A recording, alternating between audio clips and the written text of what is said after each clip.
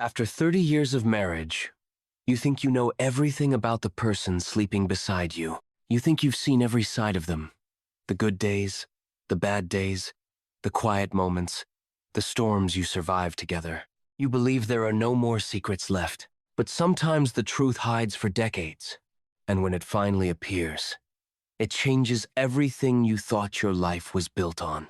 I never imagined that one small discovery would make me question 30 years of memories, but that's exactly what happened.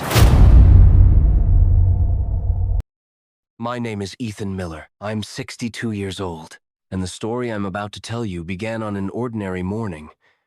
The kind of morning that looks exactly like every other morning of a long marriage. My wife, Emily, and I had been together for most of our adult lives. We met when we were both young. Back then, life felt simple. I was working my first real job in a small financial office downtown, trying to build a career and figure out what the future might look like. Emily was studying marketing at a nearby college. We met at a mutual friend's barbecue on a warm summer evening. She had this laugh that made everyone around her smile. Confident, bright, the kind of person who made the world feel lighter just by being in the room. That night we talked for hours, about dreams, about travel, about the kind of life we wanted to build someday. A year later we were dating seriously. 2 years later, we were married. We started with very little. Our first apartment was small and noisy, with thin walls and a kitchen barely big enough for 2 people. But we were happy. I worked long hours building my career. Emily eventually started working for a local marketing agency. Together, we slowly built a life. A house in a quiet neighborhood, 2 children who eventually grew up and moved out on their own. Family vacations, anniversaries, birthdays, 30 years of memories that I believed were real. Our marriage wasn't perfect. No marriage is. We argued sometimes. Life got stressful. But we always found our way back to each other. Or at least, that's what I thought. By the time I reached my early 60s, life had slowed down. I had recently retired from my job as a financial consultant. Emily was still doing some part-time marketing work, but most of our days were quiet, peaceful. Morning coffee together, evening walks around the neighborhood, sometimes visits from our children and grandchildren. It felt like the calm chapter of life you earn after decades of hard work, the kind of life people dream about. Then one small moment changed everything. It happened on a Monday morning. Emily had gone out early to meet a friend for breakfast. I stayed home, enjoying the quiet house. Around mid-morning, I decided to clean out an old storage cabinet in the hallway. It was one of those things we always said we'd organize someday but never actually did. Inside were old photo albums, documents, random boxes filled with things from different years of our lives. Most of it was ordinary. Old tax papers, holiday decorations, outdated electronics. Then I found something strange. A small metal lockbox. It was tucked behind several old folders at the very back of the cabinet. At first, I assumed it belonged to both of us. Maybe old documents we had forgotten about. But when I picked it up, I noticed something unusual. It had a small keyhole, and it was locked. That alone wasn't strange. But what caught my attention was that I had never seen this box before, not once in 30 years. And I was the one who usually handled our paperwork and storage. Curious, I turned the box over in my hands. It was heavier than I expected. Something was definitely inside. For a moment, I considered putting it back. Everyone deserves privacy, even in a long marriage. But something about the situation felt different. Why hide a locked box in the back of a storage cabinet? Why keep it somewhere I would never normally look? My curiosity slowly turned into a quiet uneasiness. I set the box on the kitchen table and stared at it for a long moment. 30 years of trust sat between me and that little lock. Then, I remembered something. A small drawer in our bedroom where we kept random spare keys. After searching for a few minutes, I found a tiny key that looked like it might fit. When I returned to the kitchen, my heart was beating a little faster than it should have been. It felt strange, almost like I was about to cross a line. But I told myself something simple. If it was nothing important, I would just close it again and forget about it. Slowly, I inserted the key into the lock. It turned with a soft click. I opened the box. Inside were several old envelopes, a small stack of photographs, and one thick folder filled with documents. At first glance, None of it made sense. But when I picked up the photographs and looked closer, my stomach tightened because the pictures were of Emily, much younger, standing beside a man I had never seen before. They looked close, very close. Some of the photos were clearly taken years before we met, but others looked like they had been taken during the early years of our marriage. My hands began to feel cold, slowly. I opened one of the envelopes. Inside was a letter. The handwriting wasn't Emily's, and the first sentence made my heart stop. Emily, I know you said Ethan must never find out. I sat down slowly at the kitchen table. 30 years of marriage suddenly felt uncertain. Because in that moment I realized something I had never even considered before. My wife had been hiding something from me for decades, and whatever that secret was, it had just started to reveal itself. After reading the first line of that letter, I felt a strange heaviness settle in my chest. For a long moment, I just sat there at the kitchen table, staring at the paper in my hands. 30 years of marriage, and suddenly I was holding something that clearly wasn't meant for me to see. The letter looked old. The edges were slightly yellow. The ink faded in some places. It had clearly been written many years ago. Slowly, I forced myself to keep reading. The handwriting was careful, almost emotional. Emily, I know you said Ethan must never find out, but keeping this secret forever feels impossible. I stopped again, my mind immediately filled with questions. What secret? Why shouldn't I find out? Who was the man who wrote this? I turned the letter over. At the bottom was a name. Daniel. Yes, Daniel. No last name. But something about the tone of the letter made it clear that this wasn't just a friend. This was someone who had once been very important to my wife. My hands felt slightly unsteady as I reached for the photographs again. There were about 10 of them. In the first few pictures, Emily looked very young, probably in her early 20s. She stood beside the same man from before. He had dark hair, a calm smile, and his arm wrapped around her shoulders in a way that looked natural, intimate. They looked like a couple. That alone wasn't shocking. Everyone has a past before marriage. I knew Emily had dated other people before we met, but the next photos were different. One of them had a small printed date in the corner. That date made my chest tighten. Because Emily and I were already married in 1996. We had been married for 2 years at that point. Yet in the photograph, Emily was standing beside Daniel again, smiling the same way she smiled in the earlier pictures. My mind struggled to understand what I was seeing. Could it be an old photo developed later? Maybe the date stamp was wrong. Maybe it meant nothing. I wanted to believe that, but something deep inside me felt uneasy. I carefully placed the photos down and opened the thick folder inside the lockbox. Inside were more papers, receipts, a few printed emails, and several more letters, each one from the same person, Daniel. The dates ranged across several years. Most of them were from the mid to late 1990s, right in the middle of the early years of my marriage. I felt a quiet knot forming in my stomach, because if these letters were real, it meant Emily had been communicating with this man while we were already married. I picked up another letter and began reading. This one was shorter, but its meaning was very clear. Emily, I understand why you chose the life you did. Ethan seems like a good man, but part of me will always wonder, what would have happened if things had been different? My chest felt tight again. The words were filled with emotion, with history, with something unresolved. For a moment I leaned back in my chair and rubbed my temples. 30 years of memories flooded my mind. Our wedding, the birth of our children, family vacations, quiet evenings together, all the small moments that had built our life. And now I was sitting here wondering if part of that life had been built on something I never knew about. But the most confusing part wasn't the letters. It was the way they were hidden. Why keep them locked away for decades? Why not throw them away if they meant nothing? And why hide them somewhere I would never think to look? I stared at the documents for a long time, trying to make sense of everything. Then I noticed something else inside the folder. A small folded piece of paper tucked between 2 of the letters. When I opened it, I realized it wasn't a letter. It was a hospital document. An old one. The date printed at the top read March 1998. My eyes scanned the page quickly. Patient information. Doctor's notes, medical details. At first, it didn't seem important, but then I saw the name listed under father. and my heart skipped a beat, because the name on that line wasn't mine. It said, Daniel Carter. For several seconds, I simply stared at the paper, my brain refusing to process what I was reading. March 1998. That date meant something very specific, because our daughter, Sarah, was born in October 1998. Suddenly, the kitchen felt very quiet. Too quiet. My mind began racing through the timeline. March 1998 would have been right around the time Emily was pregnant.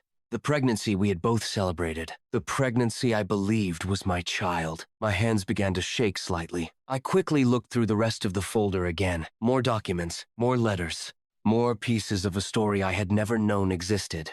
And slowly, a terrible possibility began forming in my mind. A possibility that made my chest feel heavy and cold. Because if what I was starting to suspect was true, then the secret my wife had been hiding for 30 years was bigger than anything I could have imagined, and I wasn't sure I was ready to face it. For several minutes after reading that hospital document, I couldn't move. I just sat there at the kitchen table staring at the name written on the paper. Daniel Carter. Not Ethan Miller. My name wasn't there. My heart was beating slowly but heavily, like every beat carried the weight of 30 years. I tried to tell myself there had to be another explanation. Maybe it was some kind of paperwork mistake. Maybe the document belonged to someone else. Maybe Emily kept it for some unrelated reason. But deep down, I knew those explanations didn't make sense. Why would a hospital document with another man listed as the father be hidden inside a locked box, together with letters from that same man?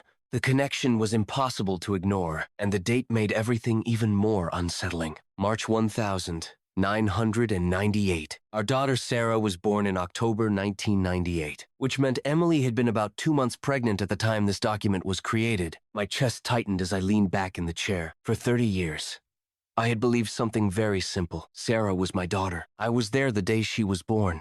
I held her in my arms for the first time. I watched her grow up. I taught her how to ride a bike. I walked her to school on her first day. I helped her with homework. I was the one she called Dad her entire life. Every birthday, every Christmas, every family memory. And now, suddenly, a question had appeared where there had never been one before. I felt a strange mix of emotions, confusion, fear, and something deeper, a quiet sense of betrayal that I didn't even want to fully admit yet. I stood up slowly and walked to the living room window. Outside, the neighborhood looked exactly the same as it always did. The same quiet street. The same trees moving gently in the afternoon wind. Everything looked normal. But inside my mind, nothing felt normal anymore. I kept thinking about Emily, about the woman I had trusted for 3 decades. The woman who had shared my life. Had she really been hiding something this big all these years? And if she had, how could she keep it secret for so long? My thoughts were interrupted by the sound of a car pulling into the driveway. Emily. I looked at the clock. She had returned from breakfast earlier than expected. For a moment, I considered putting everything back exactly where I found it, closing the lockbox, pretending none of this had ever happened. But I knew that wasn't possible anymore. Once you see something like this, you can't unsee it. Quickly, I placed the letters and documents back inside the box, but I didn't lock it. Instead, I carried it quietly into the living room and set it on the coffee table. A few seconds later, the front door opened. Emily walked inside with a relaxed smile, holding her purse. "Hey?" she said casually. "You're up early today." I nodded slowly. "Yeah." She kicked off her shoes and headed toward the kitchen.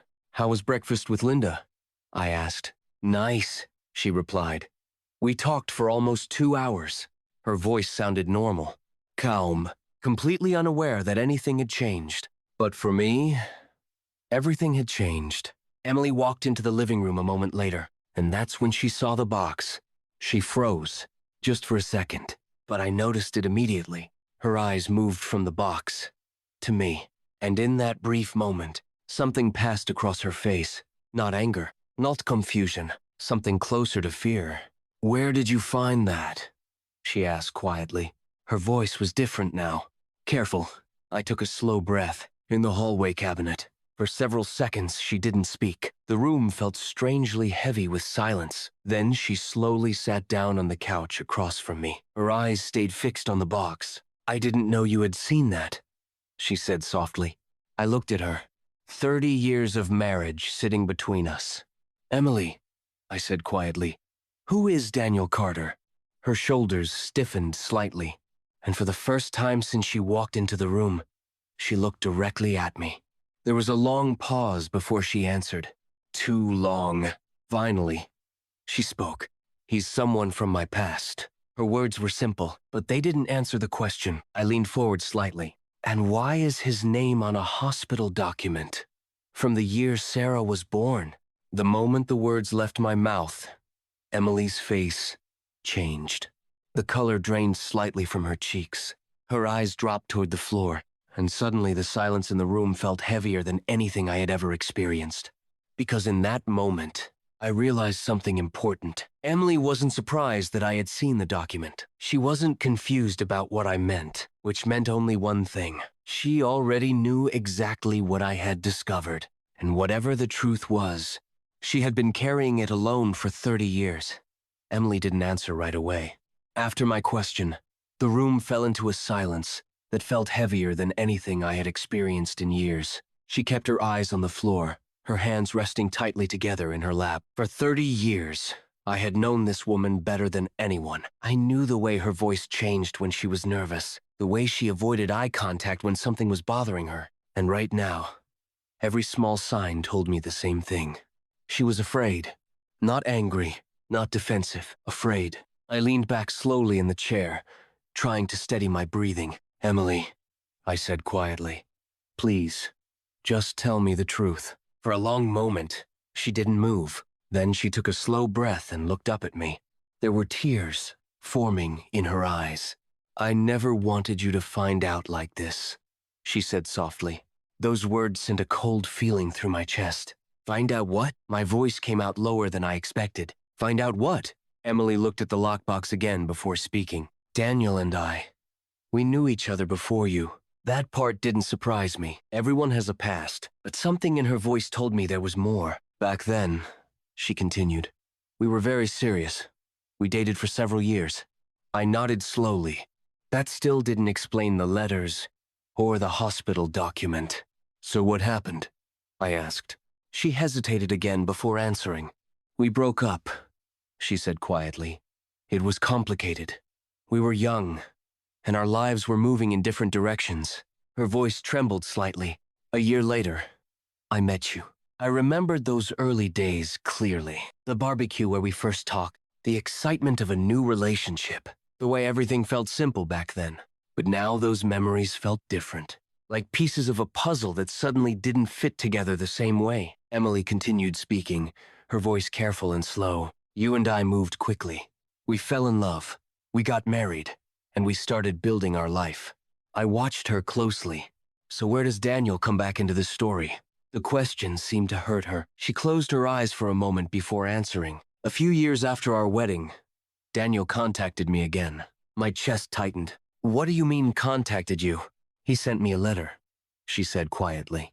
"At first it was just to see how I was doing, to say he hoped I was happy." I said nothing. My silence encouraged her to continue. "We started writing back and forth a few times," she admitted. "Just talking about life, catching up." Her voice sounded almost defensive now. "But it wasn't like you think." I felt a bitter thought cross my mind. Then why hide it? But I didn't say that yet. Instead, I asked the question that had been sitting in the center of everything. "The hospital document," I said slowly. Her face went pale again. For several seconds, she didn't respond. Then finally she spoke. "That was the biggest mistake of my life." The words hit the room like a stone dropping into water. A quiet ripple of shock spread through my chest. "What happened, Emily?" I asked. Her eyes filled with tears now. "The night it happened, I had just met Daniel to talk. We hadn't seen each other in years." Her voice shook. "We had dinner. We talked about the past." She paused again, wiping her eyes. "And one bad decision turned into something that changed everything." The meaning of her words was painfully clear. I felt a hollow sensation in my chest. You slept with him, I said quietly. Emily nodded slowly. Once. The word hung heavily between us. Just once, she repeated. I stood up and walked slowly toward the window. Outside, the afternoon sun was starting to fade. For 30 years, I had believed something simple about my life, that my marriage was built on loyalty, on honesty. And now that belief was cracking. I turned back toward her. Was Sarah already on the way when that happened? Emily shook her head quickly. No. Her answer came too fast, too desperate. But then she added the sentence that made my heart feel like it stopped. 2 weeks later, I found out I was pregnant. The room felt suddenly very quiet. Too quiet. I could hear my own breathing. So you didn't know? I said slowly. She nodded, tears running down her face now. I didn't know whose child it was. The words settled heavily in the air between us. 30 years of believing I knew my own family, and suddenly that certainty was gone. I stared at her, trying to understand something that felt impossible to process. Emily, why didn't you tell me?